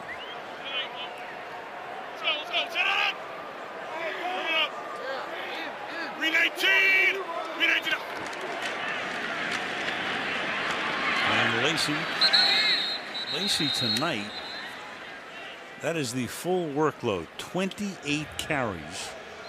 It's a Peterson type night, 93 yards. You know what else is impressive is the fact that on this offensive line, think about this now. There are 3 fourth-round draft picks and 2 college free agents. That's who their offensive line is. The big money guys, the guys that they went out and got, Derek Sherrod and Brian Bulaga, they're not playing. So these are just a bunch of guys that kind of been thrown together here. You got a rookie left tackle, the only rookie left tackle starting in the NFL on opening day, and Josh Sitton and Evan Dietrich Smith, who was playing behind Jeff Saturday to start last year. TJ Lang, who has some nasty rib shots during the course of the season, coming back and helping Don Barclay, who kind of took over at the end of the year, surprised some people the way he played. And now they have that balance. They're running it, which is helping their pass protection. Guys up front, I kind of like watching them play. Well, we've been talking about 3rd down all night. Can't beat it to death, or we have already. But you saw those numbers. Yeah, you saw those numbers. It's just telling it like it is. Here's that offensive line. And they've been doing a lot of damage, both inside and out. There's a little bit of that outside game that we've been talking about. Barclay coming off on the double team, getting up to the 2nd level. Evan Dietrich Smith inside with a pancake block to spring James Starks. Running backs look good. I think that's really helped this team too, don't you? The addition of these younger backs, bringing Eddie Lacy in here, and took a little chance. Wasn't sure what he was going to be physically, but boy, he is looking like he did in that championship game a year ago. Well, that draft told you all you needed to know when you picked 2 running backs in the first 4 rounds, the other being Franklin from UCLA. And then Starks gets healthy and they're running the ball beautifully. 185 rushing yards tonight. Meanwhile, a 45-yard attempt by Crosby is right down the middle to make it 44-24. Now, you don't think that Frazier and Spielman will get on a plane and go to Hattiesburg, Mississippi this week, do you? Just joking. They might send Jared Allen. I don't know, but that pretty much says it all right there. It's tough when it starts going bad, and Rick knows as well as anybody. In this league, you have to have a quarterback. It's really just that simple. Even Kansas City went out and got Alex Smith, who fit their defensive and running game style and not making the big mistakes. And that's what it's about. As much as I want to talk about every other position and make them out to be stars, when you have an Aaron Rodgers and he's playing with all these guys who have no experience whatsoever, and they put up 44 points on the road, that's what you need to have. Well, you need a defense, too. They gave up 34 opening day to Detroit, 31 to Chicago, 31 to Cleveland, 27 in the only game they won against Pittsburgh, 35 to Carolina, getting blown out here 35-10, 23 to the Giants last week, and a pair of 4s tonight as we run back by Gerhardt. And did I mention to you they can't get off the field on 3rd down? I don't think we brought that up tonight, but that's a really good point, Al. Appreciate that. Greg Jennings is, man, I just like to get off the field, period, tonight. Yeah. There was, you think back to the first half, they had some chances. Remember that crossing route? He's running wide open across the field. But really, this game was probably over much sooner, if not for a poor call on a pass interference call on Tramon Williams against Greg Jennings. From the 27, 1st down.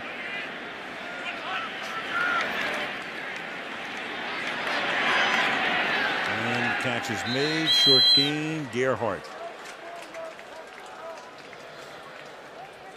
All right, see if we can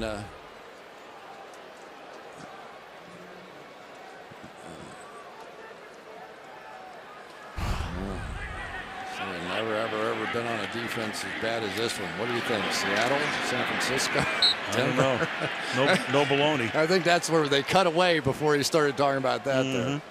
John Carlson makes the catch.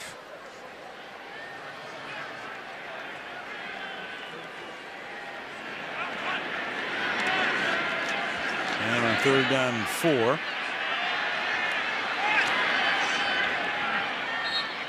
It'll be 4th down now, and that takes us to the 2-minute warning in the final ever Packer-Viking game at the Metrodome.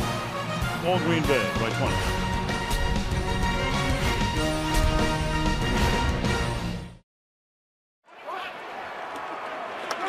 4th and 4.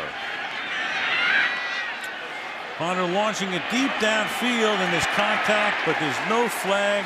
There is a flag. There is a flag at the 24-yard line as Tramon Williams got tangled up with Patterson as they went downfield on a 4th and 4. Defense, number 38. Ball will be placed at the spot of the foul.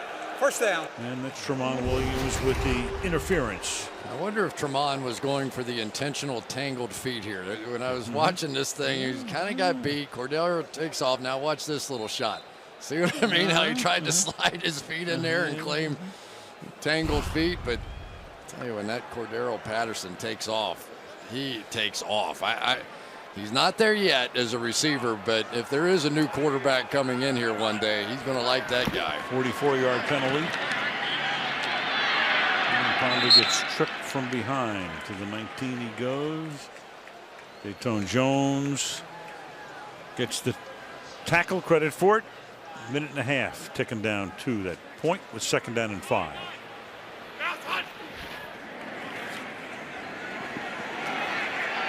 And Ponder's going to run, and he's going to run all the way into the end zone.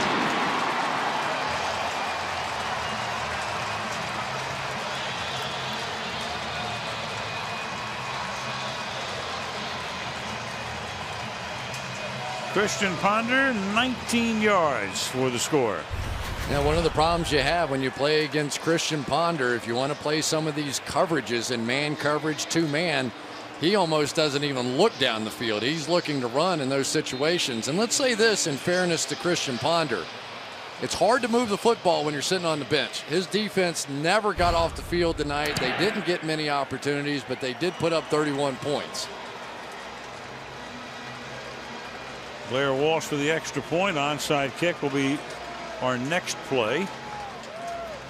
Meanwhile, at halftime tonight, a lot of former Vikings came back to honor Joey Browner. There was Ziggy Wolf, the owner of the team. Joey Browner getting the jacket, going up on the Ring of Honor. And of course, that ring will be moved to their new stadium, which will be built, as we said earlier, adjacent to this one, part of it on the same footprint as the Metrodome. And there he is, the hard-hitting safety. Congratulations. Well deserved. Played with his brother in Cincinnati. Yeah. Lost a little while. A lot of great memories here in this stadium, though. You know, over the years, I've seen some fantastic football games. I know there's been great baseball here as well, and looking forward to the new one, though. I will say that. The 2 World Series here, 87 and 91, and Jordy Nelson will corral this one. And Green Bay can pretty much run the clock out. Metrodome, who can forget this one? Big opening for Tony Dorsett. Look out, he's got great speed. 99 yards and a half. Dorsett down the sideline, stays in bounds. Can you believe that? 99 and a half. I love Don Meredith. Just come down, Frank, all the guys.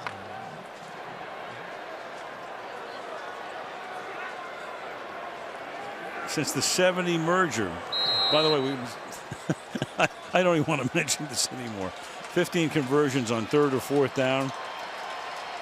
Have you mentioned that tonight? No, we haven't mentioned it for at least 2.5 minutes. I don't remember that. Tell you what, I'll think about this building. The loudest sound I ever heard at a sports event in the 87 World Series, Kent Herbeck in Game 6 hit a grand slam home run. We were doing the game on ABC. We had one of those meters that measures sound, right, and the meter broke. That's the record. Along with eardrums. That was the Guinness World Record. If you break the machine, then that's the record. Yeah, you can't beat breaking the machine. And the Twins won that game, won Game 7, won in 91. They have a new ballpark, a beauty. Vikings will have a new ballpark in 2 years after playing a couple of years down the line at the University of Minnesota. And Minnesota right now goes to 1-6. So what's going to happen before the trade deadline, if anything? Green Bay has won 4 in a row. They meet the Chicago Bears next Monday night at Lambeau Field and remain atop the NFC North, with the Lions in hot pursuit. And that's the way the final Packer-Viking game in the history of the Metrodome, Mall of America Field, will conclude. Can we say happy birthday to Jared Allen's 2-year-old daughter, Brenly? You just said it. There you go. There you go.